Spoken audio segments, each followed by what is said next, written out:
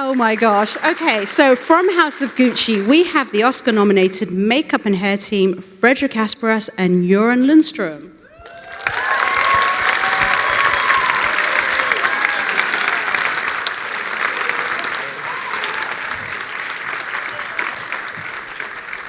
Is this where I do Father, Son, and House of Gucci? Yeah, I do. Hello, everybody.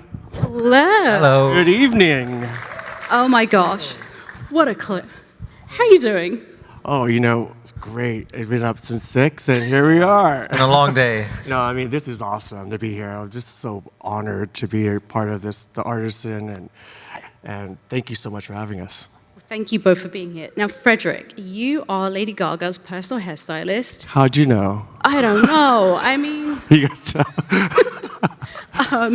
So you find out she's doing House of Gucci and having to do Patricia Gucci.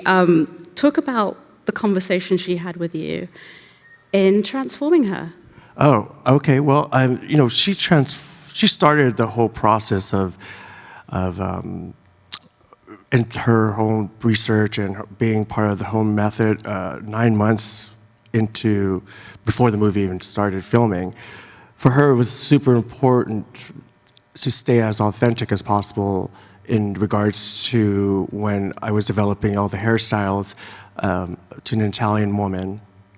Because Patricia Reggiani is not a famous woman, she's not someone you see all the time, and there's not a lot of photos of her everywhere. So for me, part of that whole research was really going into the mind of an Italian woman who would have lived in that 70s and 80s and 90s, and starting there and going deep into finding the root of the hairstyles and the culture and the music, and then using that as a jumping off point. And that's part of the conversation that we would talk about, more of a thesis and intellectual part of it, then getting hands-on with creating things 6 months before the film.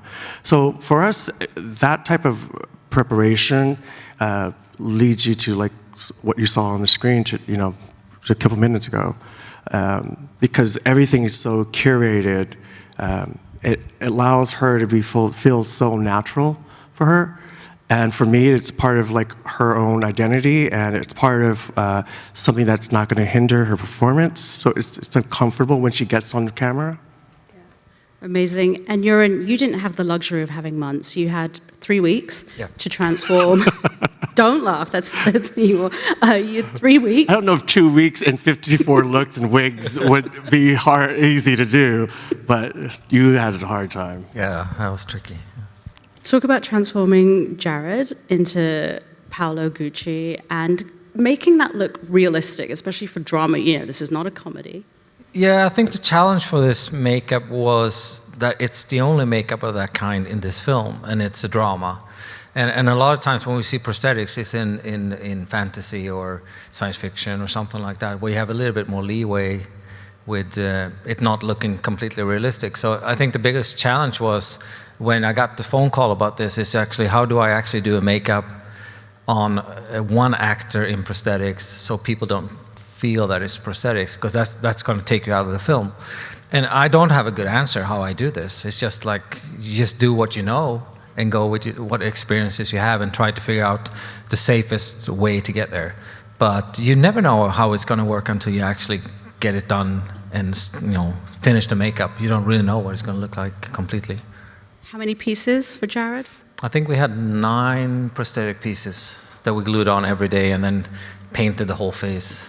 You make it seem so easy. Oh, it wasn't. You describe it so easily. I mean, when I saw Jared on set, I couldn't even find him because he was like, where is he? He's like this old Italian man in the corner. I'm like, what? And Gaga are like, where? He's like, he's sitting in the corner. He's that old creepy guy in the corner.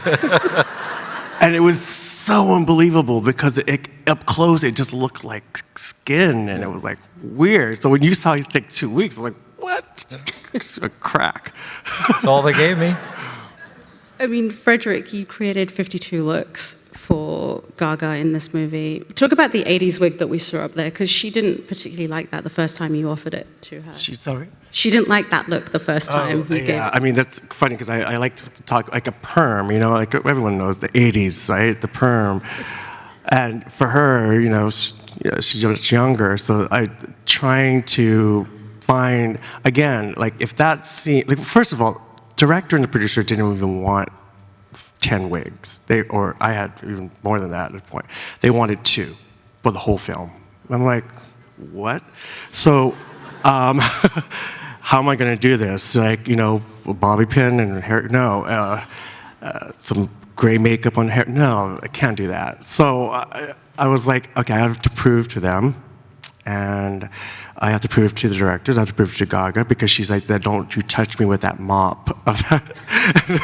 Because it looked a lot frizzier there, later on, and I showed her the test, right? And getting her to do those PC bangs, I mean, it's so, the epitome of the 80s decadence and luxury was getting a spiral perm, because everybody had a spiral perm back then, and it was rich, and it was, but it lent to like that kind of gaudiness that was in that scene, kind of like my sleeves. So, Jared let me borrow it today, so thanks, Jared. I'm kidding. No, he didn't. But sorry, I'm cuckoo. It's so late, tired. Oh my God, cuckoo. Okay, all right. But He's tired. He's been up since 6. don't forget to tip your waitress. Anyways, that perm scene, I had to fight her because I was chasing her around the trailer. I'm like, try this on. We have to send this picture to Ridley. We have to prove it, because every time we had to do a scene, you know, Ridley didn't even want to. He had to take a picture of the look, you know, when makeup and everything was done. I was like, well, doesn't he want to prove it before we do it? He's like, nope. Wants to see when it's done. I'm okay. All right. So she's like, no, can you just make it softer, make it prettier? Because I look like horrendous. And I was like, no, please just put it on. And she put it on, and she did Father, Son, and House of Gucci. So that's how it happened. There you go. Okay, stay put. We're going to pull up our next clip from Nightmare Alley.